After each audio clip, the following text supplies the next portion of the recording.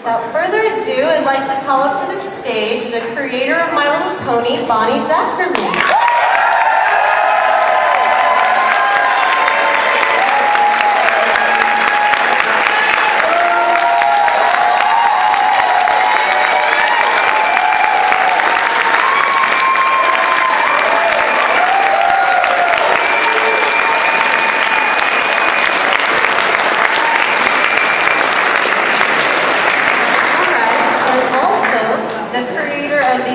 Generation of My Little Pony, Friendship is Magic, Faust. Yeah!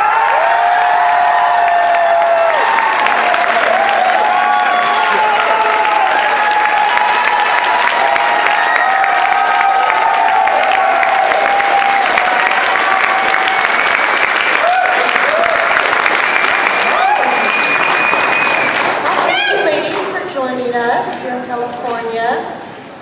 You know, Lord, you don't have to travel that far. In the neighborhood. Yes, in the neighborhood.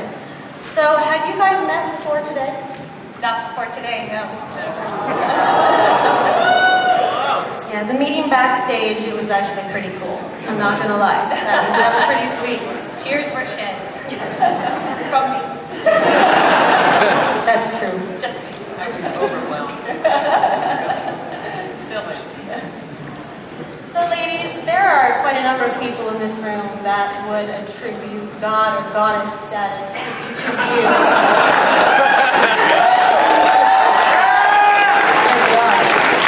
So what do each of you think about that? Do you want to start by?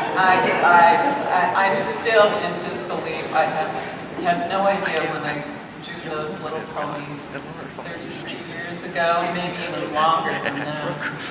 That they would still be alive. I realized that they would get past the review stage, that they would even come to market, and let alone to be a great show, and that I would be here today, thanks to you. Oh, no, and I wouldn't be here today. Thanks to you.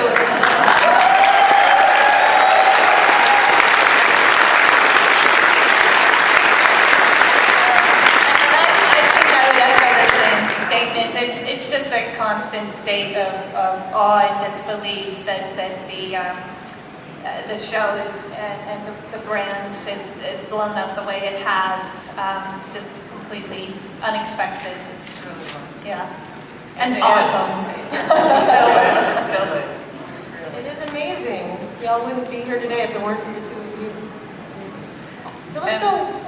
I was going to say, and a lot of other people too, because one person doesn't do it alone. Absolutely. Absolutely. Well, let's go way back. The question for both of you. That would be for me. Yes. Were you an artistic child? Buddy, why don't we, when you answer a question for both of us, let's just say Bonnie. I go first because I was there first. Yes, as a matter of fact, in kindergarten, my kindergarten teacher said I was a good colorer and a good artist. Beat that.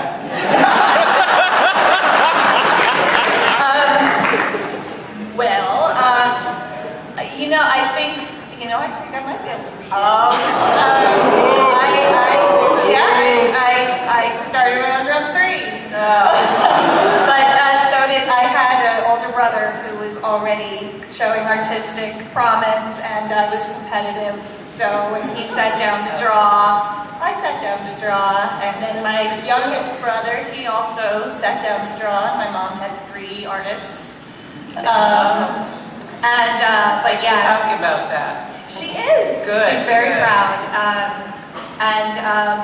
We just never stopped. It was a love for it, and then of course, when teachers and parents and friends tell you you're good at it, that feels really good, so you keep going. You do. That's what keeps you going. Absolutely. And I had a younger brother who tried to be an artist, and I squelched it. No, it's not as good. And my mother kept his things and didn't keep mine. I'm like, not really. I think she was just trying to make it feel good. Oh, that's what a mom does. Yes, it's true.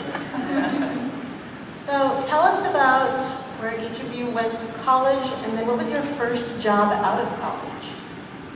Well, I went to Syracuse University in upper state New York.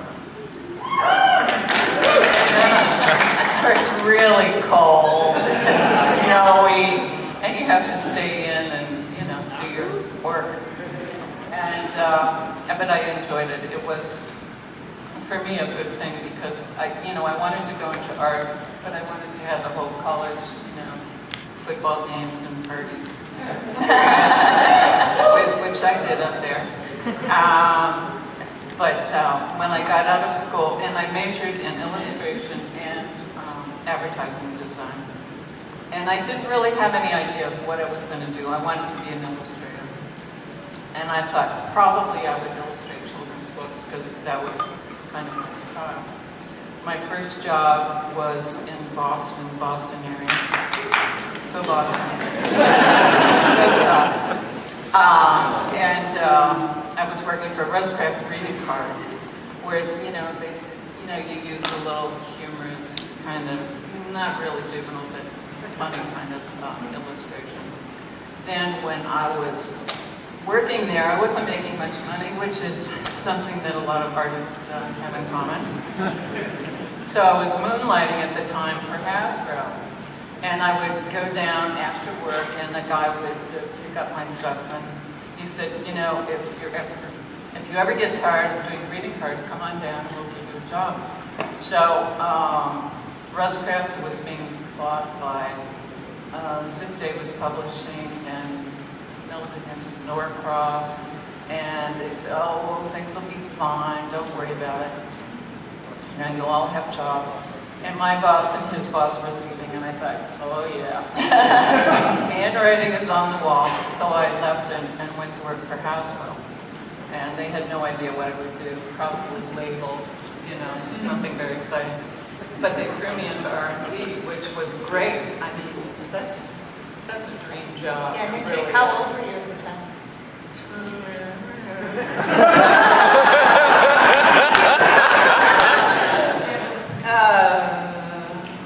Were the late 70s? Yeah. It was, I remember the tall ships and... not that far back. The 1670s? It was the biceps. Yes. Maybe you were probably... maybe. Yeah, Yeah, well, anyway. I remember 1976. But I don't remember how old I was, but old enough. Old enough. And so that's where I worked on Pony for many years. And then, again, because I wasn't getting paid very much, here we go again, I found my dream job at Parker Brothers. It was like a country club. It was beautiful. You look out the cafeteria, and it was like the fourth green, and there were, ponds and beautiful flowers, and gentlemen who dressed really nicely and treated you like a lady. And it was a wonderful job, and they paid me very well to play games all day long. And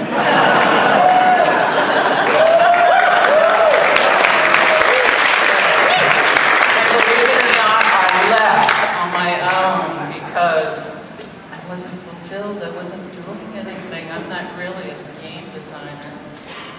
But so then I went on my own. And that's, sorry, I didn't take much room. You probably are just starting out, aren't you? Oh, jeez. I wish. No. Let's see. I grew up on the East Coast. I grew up near Annapolis, Maryland.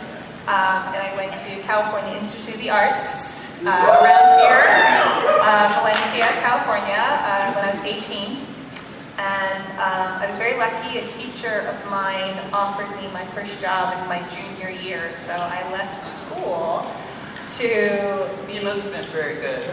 But it's not unusual for some reason at Cal Arts. A lot of kids get plucked out of school before they graduate. They didn't even want me when I was graduating. Go take care. But my teacher offered me, or encouraged me to apply for a position at a studio that no longer exists called T. Turner Feature Animation to animate, which was my dream job, on a movie called Cats Don't Dance.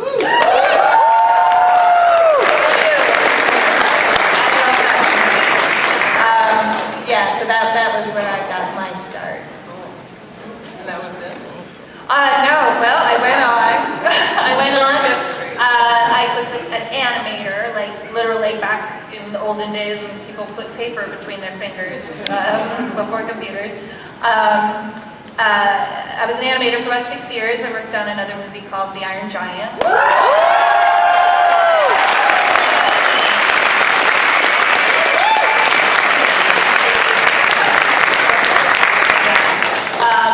And then the industry started to change around that time after that movie. CG was on the rise and 2D was on the decline. And I still wanted to draw, so like all my animator friends were learning Maya, learning how to animate on the computer, and I looked into switching into storyboarding. Got a job on a show called The Powerpuff Girls.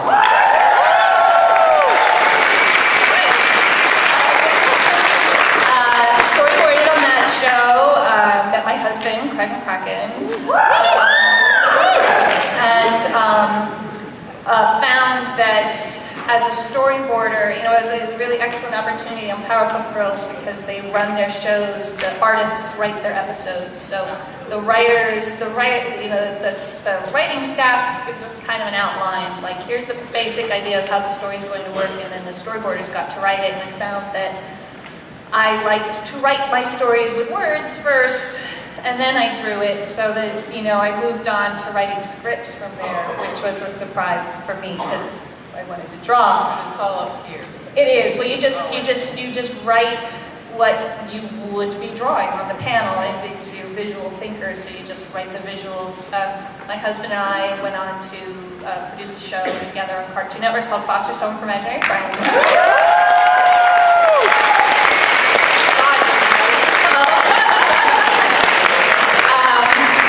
And I did a lot on that show. I co-produced it. I was the head of story. I wrote a lot of the episodes actually, and supervised the storyboarding staff. And then after that, I did my little foray into toys, which didn't work out so well for me. I had a line of dolls in F.A. Schwartz called Milky Way and the Galaxy Girls. It didn't do so great, unfortunately. The dolls came out the year the economy crashed, so nobody was going to buy $50 dolls that Christmas. Yeah. Can't plan for that. Yeah. So, but the thing that was great about Milky Way and the Galaxy Girls was that when I went to pitch it to Hasbro, they said, yeah, we really like that, but do you want to do My Little Pony?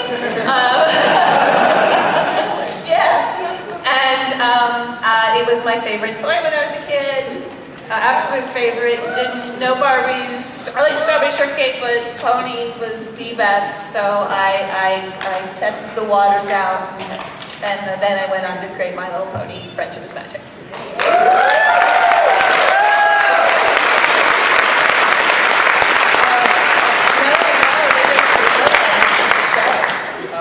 So yeah, we did the show first, Okay. and then they created the G4 toy line based off of the artwork that we were doing on the show. Yeah, and since then, I worked on my husband's new show, Wander Over Yonder. You guys, seriously. And now I'm developing and am set to direct a movie for Sony Pictures Animation called Medusa.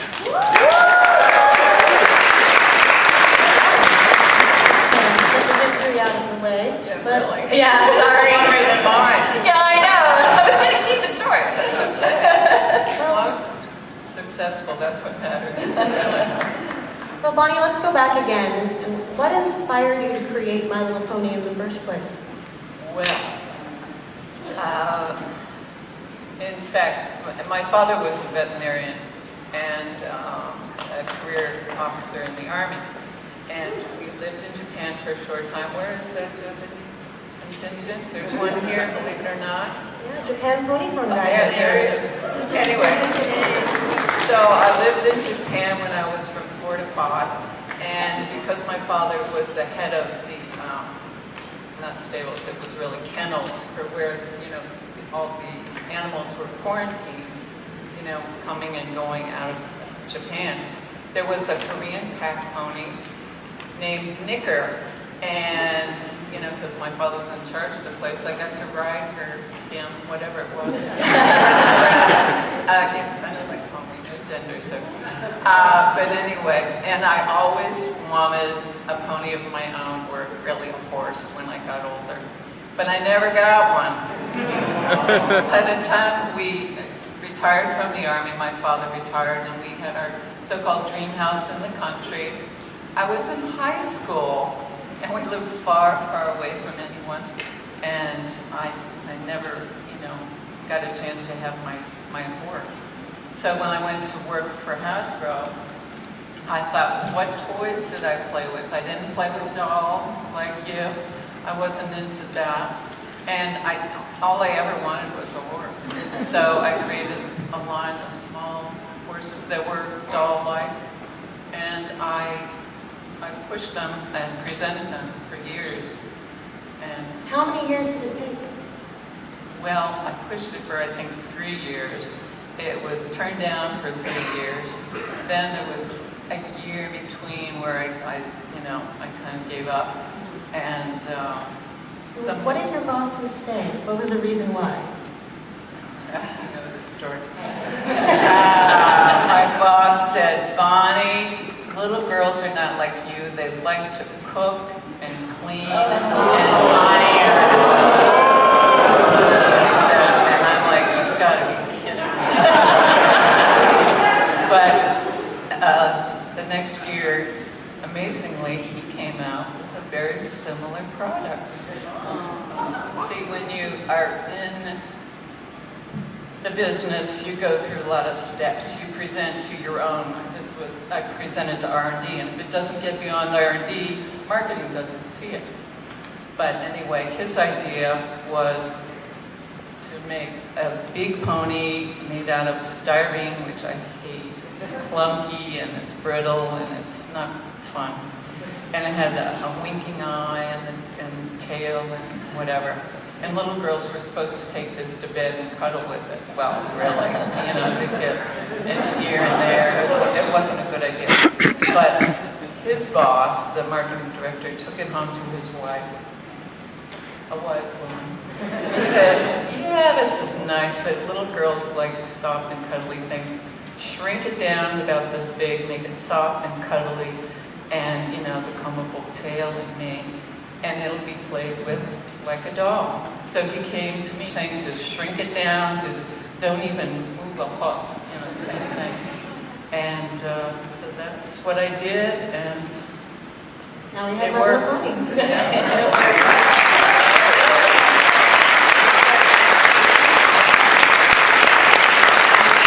I'm really glad that the folks at Hasbro came to their senses. For Lauren, did you experience similar kinds of sexism or expectations when creating content for young females? Oh God, constantly. I still do. Yeah, it's tough. It's tough. I had thought after I worked on Powerpuff Girls, my husband and I both thought that was proof. That was proof that content for girls could be successful, could be profitable, and that you could step away from the stereotypes. Right. And we were shocked that, just a year after My Little Pony was finished with its final season, there was like a mandate from people up above, no girl shows. And I've pitched several shows that I constantly get the comments, we like it and it's great, but we don't think girl shows will sell, or we already have one girl show and that's enough for us. That's what happened to Super Best Friends Forever. So it still happens. We still get a lot of debates over what girls are and aren't interested in. I remember with Pony, there was a lot of debate over whether or not girls would like a character like Rainbow Dash. That she was too boyish, she was too tough, she was too, and my answer to them was like, we've got Rarity and Pinkie Pie and Fluttershy, the girls who like the very girly stuff, which is great and wonderful. They've got 3 characters, but what about the other little girls? You know, who do they get to stick with? Who do they get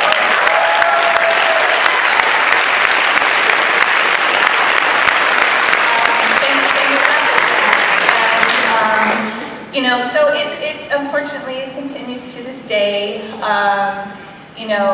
Debates over whether or not content with girls will be profitable is still a question, even after what Frozen just did last year, breaking all those records. There's still like, why are we making movies about girls? It's when's it gonna stop? So yeah.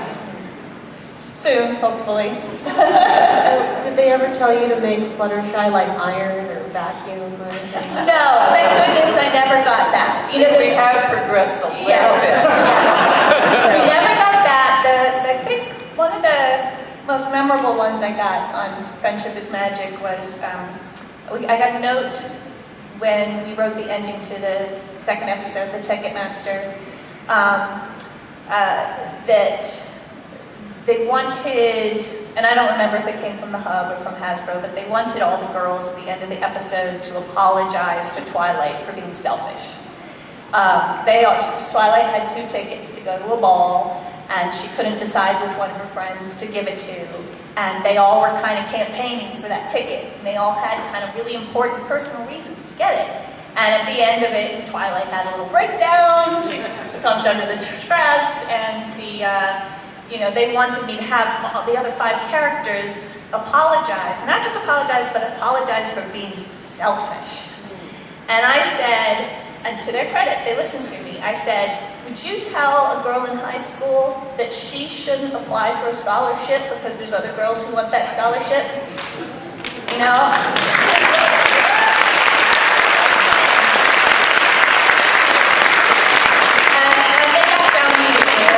Made an excellent point. They all apologized for pressuring her. It's important that girls apologize for something. Always apologize. Yes, but so those types of things come up, and while they didn't ask you to make a homemaker pony or an ironing pony, it might be funny. Just that iron on her butt. Just loves to iron.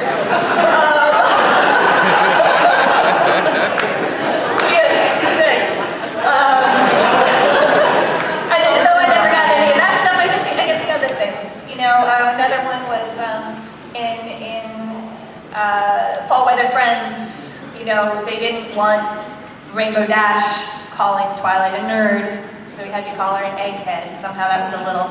But there was originally, they felt really sorry for Twilight, and they wanted her to not look sad when she was being called names. Yeah, and I said, well, kids are going to go out into the world, and they're going to meet other kids who are going to call them names. Let's make Twilight be a good example of what you should do, which was to not stoop to her level, but not tolerate it either. Instead of just, there was a version in the storyboards where Twilight was just standing there with this big dumb smile on her face while Rainbow Dash was insulting her, and I made them change them back. Haven't we all done that anyway? Oh, yes. Lauren, I've always wondered is which came first, the original 6 G1 ponies that you liked, or there being 6 girl archetypes? Which was put onto the other? I would say that the characters came first, because when I was developing the show, I started with the characters, and I went to the ponies I played with when I was little, and pulled out the ones that meant the most to me, the ones that I played with the most, the ones, and kind of analyzed the personalities that I gave them when I was a kid. And my very original pitch was with all the characters as an 80s pony, a G1 version of each of them. And as I was developing them, I kind of realized that they were all just skewing towards these archetypes, and that I decided to shine a spotlight on those archetypes even more, and where I started with the ponies I played with when I was a kid and the personalities I gave them, I expanded on that with those archetypes in mind. So those are your favorite 6? They were, well, no, one of my second favorite pony didn't quite make the mix. Who was your second favorite pony? Okay, so I think probably a lot of you know my favorite is Firefly. But my second favorite was actually Seashell. So for those of you in the audience who don't know, Seashell is a G1 pony in a very rare pose where she's sitting down on her back legs. So she's kind of like a sitting pony. And how in your childhood stories did a pony with sitting back legs and is stuck that way come into play? Well, I think she was my favorite because of her color combination. Purple and green.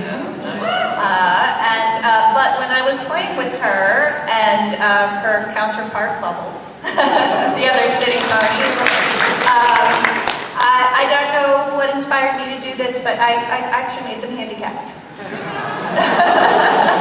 And that's how I played with them. Yeah, they just, they couldn't use their back legs, but, they were still part of the gang, part of the group. And like I said, Seashell was my favorite, so she was always in a starring role in all of my adventures. Firefly would always play with Seashell? What's that? Firefly would always play with Seashell? Oh, totally. Why not? Now, did Seashell's handicap, I'll call it, did that come into play at all with why Scootaloo can't fly?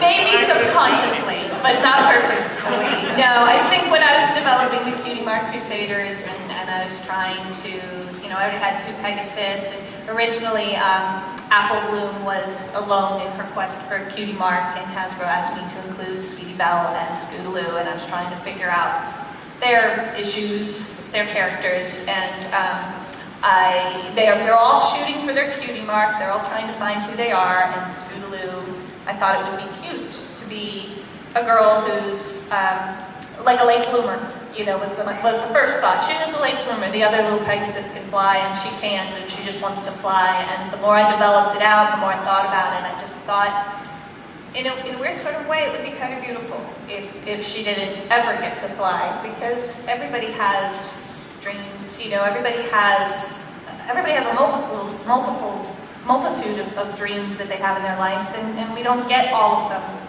And to show a character, who doesn't get that dream and how she deals with it and how she finds happiness in other places, I thought could be a really beautiful story.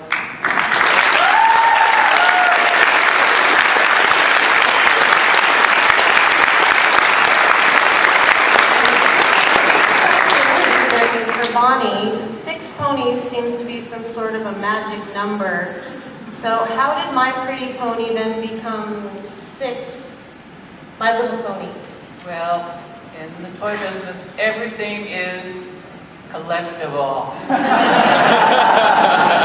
that ring true? Yes? Yes. Oh, yes. Didn't it work? Yes, it did. Did on me. This is Me really. too. Badly. I think you can all relate to that, can you not? Anyway, So did short answer. Did you design those 6 though? I designed those 6, but as I was told to do, when you work for a company, you have to do what they tell you or else they don't pay you. Simple as that. But they were all exactly the same as the original My Pretty Pony, which was a Palomino, and just shrunk down. And the colors came about when my friend, who was marketing director, whatever, Girls' Toys at the time, maybe there weren't even Girls' Toys, I'm not sure. But she said, Bonnie, what do you think of pink and purple? I said, get out of my office.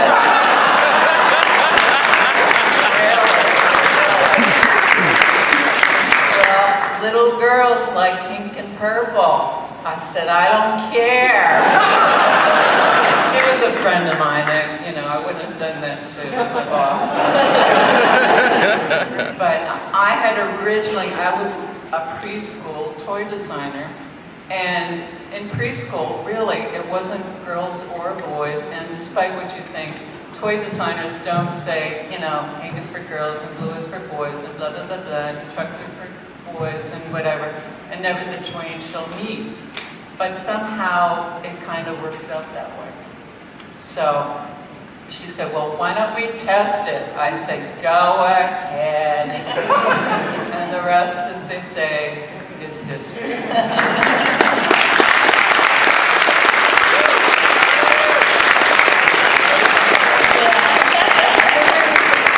Question, this is for both of you. How often does the marketing department interfere with your artistic vision?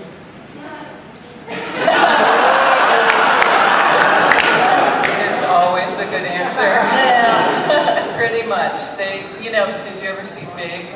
Yeah. You know, that wasn't so far off.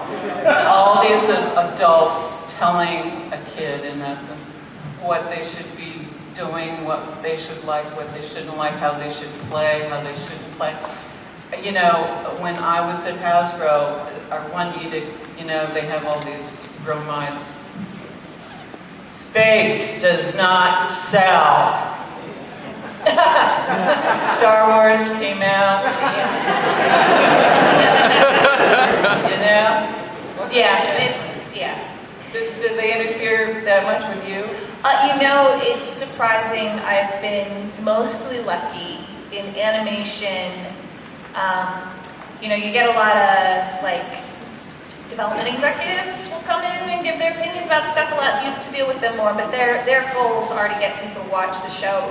It's marketing a little bit less. In fact, My Little Pony was probably the thing I had to deal with marketing the most, and Because of the product. Because there was a product, yes. Right. So we were developing a show, but then also had to make toys that sold. Season 1 wasn't too bad. They decided they wanted to make a hot air balloon, and I had to find a place for it. But a couple of other things like that. But they were pretty good, actually, about letting me figure out where it needed to go, at least in season 1. So yeah, it's not so much, but I also kind of go out of my way to try to work for places that aren't guided by that. You know, after My Little Pony, I got offered a lot of jobs in more licensing kind of things, and that was always an issue. I'm like, well, you know, maybe this makes a really great image on a box, but it doesn't necessarily make a good TV show. So yeah, I'm quite sure I got it a lot less than you. Well, and I shouldn't be too hard on them. I mean, they're trying to make money, and they want to be successful, but everyone thinks they know. I mean, I thought I knew that, you know, Palominos and devil rays were the way to go. Well, I guess I was wrong. That was probably what worked too. That would have worked on me too. So what was the process like, Bonnie, back in the 70s and 80s with working with the 3D sculptors and the other toy designers? Like, at what point in the process were you, and then what happened after that? Well, it's pretty amazing. You know, I teach school and I teach art, and, you know, they say, how do you design a toy? I said, I just drew it. And then you give it to a sculptor, and, you know, they have to take your drawing and figure out what it looks like in every conceivable situation, back, rear, upper, lower, from the side, you know, 3/4. And I don't do detailed drawings, I don't know if you do. But I didn't like that much. So you have to have a sculptor that can see your vision and knows better than you what it looks like in 3 dimension. And I had some good sculptors. Then you have engineers who tell you, well, it can't be pulled, and you have to have this, and there are undercuts here, and moldability, and all sorts of issues. Oops, see, it's going fast. Yeah, no kidding. But, you know, there's nothing like dealing with other creative people. I mean, it's so much fun working in toys and in games. We just had a blast all the time. We really did have fun. I bet you had fun too. Yes. all day. Lauren, how much did you work with the Hasbro toy designers in creating a generation for the toys? Not too much, I have to admit. The initial drawings that I did for the production Bible when I pitched the show was really all they had to go off of at first. They sent me some like prototype sculpts based off of that I thought were pretty good, except for the front, the eyes were a little too far apart. I actually think those sculpts ended up being the Funko sculpts. Yeah, they certainly look like them. I love those, by the way. But I did have to do when we started production. I had to do a turn of the basic pony body, and that's when I brought out my old animating skills. Put the paper between the fingers and tried to make sure that all the volumes moved in this. She knows about this more than I do. So, and the toys, the initial toys that came out with the combable hair and stuff were different than those original sculpts. But to be perfectly honest, they didn't consult with me. No, yeah, exactly. Big difference, because they can just come into your office and say, The only thing they asked me to change was in the original designs, like their hooves and the top of their ears came to like corners, like nice solid corners, and for some reason they just thought those needed to be round. I was like, okay. Perhaps child safety? What? Child safety? Maybe. Honest to God, I think they might have said that sharp corners are for boys and round corners. I'm not even kidding. They just felt like it's aggressive and it's assertive and it needs to be like soft. Okay.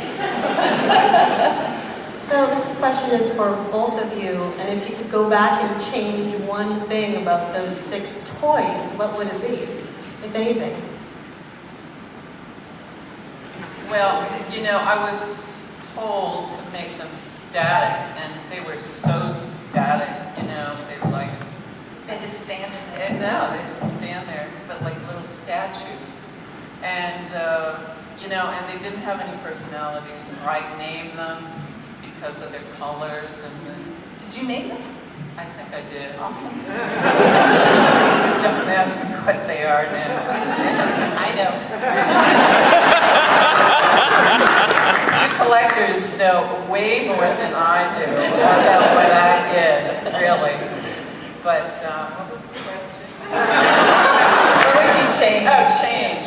I have said this before, I wanted them to be posable, or at least in a pose, not just like that. Like the Trojan horse, that was not my I would have liked them to have been more animated. She did that. I think for me, the toys, and I'll just talk about the first ones that came out, was the Rainbow Dash's figurines, her eye. And it sounds so specific, but, you know, because Rainbow Dash was our tomboy, for lack of a better term, you know, there's subtle differences in each of the main cast's design, and Rainbow Dash had a more dynamic eye. She had that really wide open eyeball, and her eyelashes, 3 little eyelashes, were perfectly straight. They weren't curved or curled, just to make it a little more dynamic and actually, honest to God, a little more aggressive. And I do remember talking with someone about that it was too aggressive, and they gave her a very soft little S-curve kind of half lid to just make her, they said, you know, softer so girls would like her better, and I'm like, that's not her personality, that's not who she is, so that's my one little thing. And then, you know, and then I have like regular complaints, like I don't like ponies driving cars, so like, you know, there's a few things that I thought kind of maybe skewed, especially in the early years when the show first came out, that kind of skewed away from the rules of the world building, and cars in particular really bothered me. Trains are okay? Not really. They don't need trains. They're horses.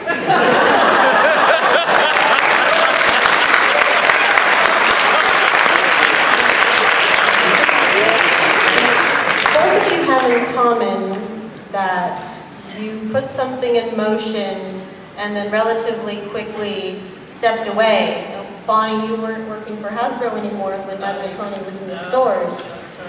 So how do each of you feel about seeing something that you got the ball rolling on continue to be so successful? Darn! I worked at Hasbro for 5 years. Did I ever have a big hit? No. I did redesign Mr. Potato Head. And I thought that would be my claim to fame. That's pretty good. I think I was wrong. And Alan Hassenfeld came up to me as I was leaving Hasbro to go to the country club, and he said, "Bonnie, you never know, Pony might make it." You know, I'm like, yeah. And I didn't get anything out of it. I didn't get a promotion. I got $1 to sign the patent away so that they owned it. That and other considerations, which was my salary. So they did pay me. But really, darn. I think my answer is a little different. I have a lot of mixed feelings, and I think, you know, I've mentioned it in interviews before, so many of you may have heard this before. I love that shows lived on, and more than anything, I love the effect that it's had on so many people, and it means more to me than anything.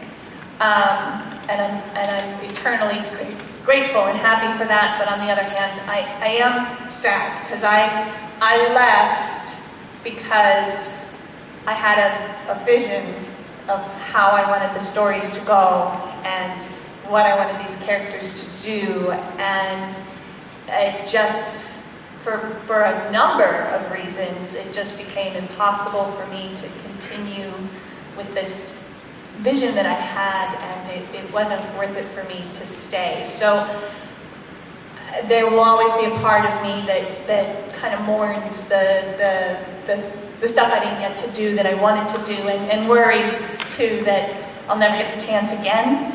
So it's a little bittersweet for me, I'll be honest. Keep trying, keep going, you're doing wonderful. Thank you. And that is the lesson, to persevere. Yeah. And stick to your guns, that you want it to be done the right way. Yeah, that was important to me, and it just became too impossible, and I didn't want to compromise. I understand. Thank you.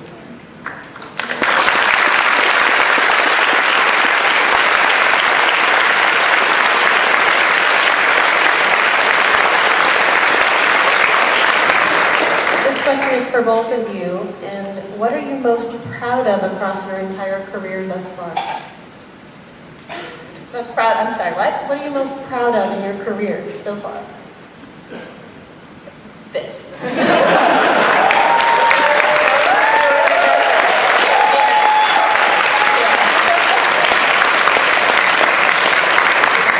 comprehension, I never Yeah. would have dreamt this. Yeah. would be possible. And I should clarify, I don't mean the show. I'm very proud of the show, but I mean this.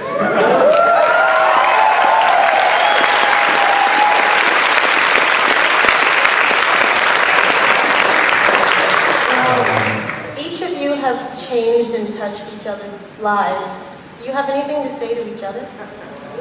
Oh God. Thank you. Thank you. Thank you. I'm going to tear up again. I swear, but before the show even happened, I can't begin to tell you what this toy meant to me. I'm a creative person and I'm a storyteller, and before I ever landed this show, I used to say all the time that my creative brain developed because of the way I played with these toys.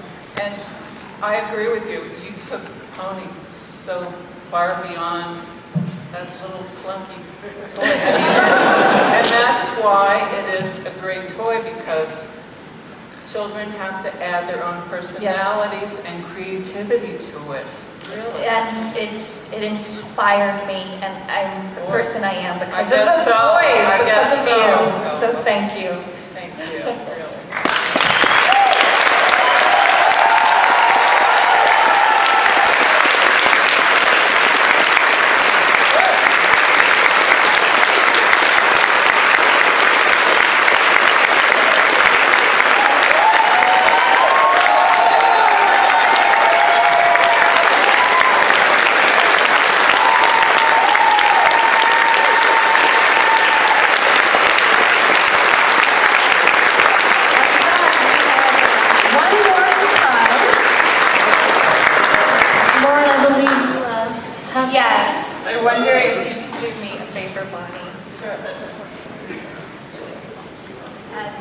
Your biggest fan. I was wondering if you would sign this from me.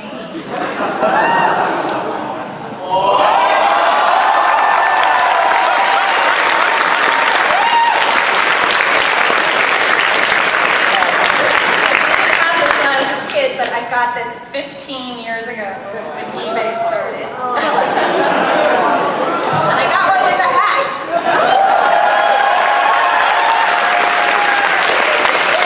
The hair's a little messed up and one of the eyes is broken. She's in great shape. It's pretty good, right? So I was wondering if you could sign cutie mark style.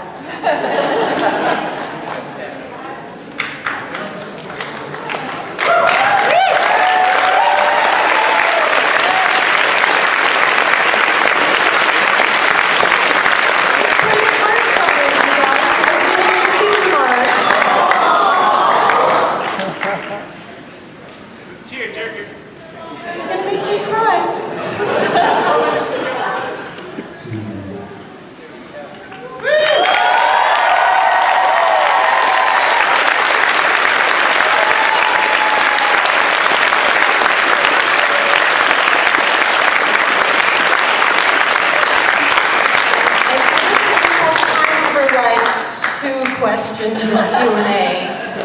But children get to go first. So, Laura over here has a wireless microphone. So let's take it to kids. We get to her first with. If there are no kids, then. Oh, here we go.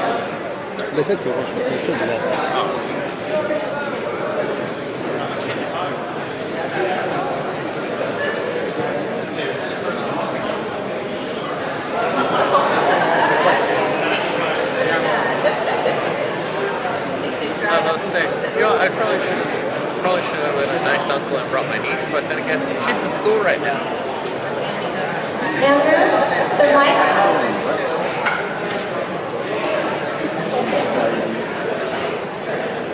Okay, go ahead. There we go. All right, can we get your name and then your question?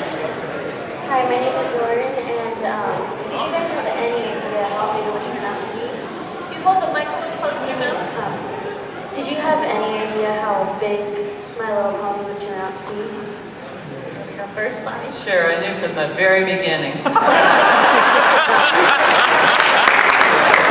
that's a lot. I had no idea, of course, but I knew it was a good idea. I knew it. I knew I wasn't the only one. No, I did not expect it, and honestly, I didn't expect it because I believed what everybody told me, that people wouldn't watch, nobody except for girls would watch a show for girls. So thank you all for restoring my faith in humanity.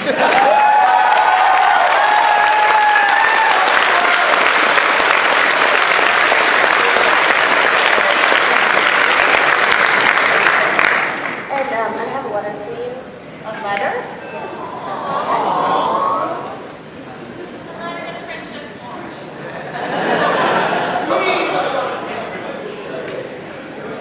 Okay, one more question.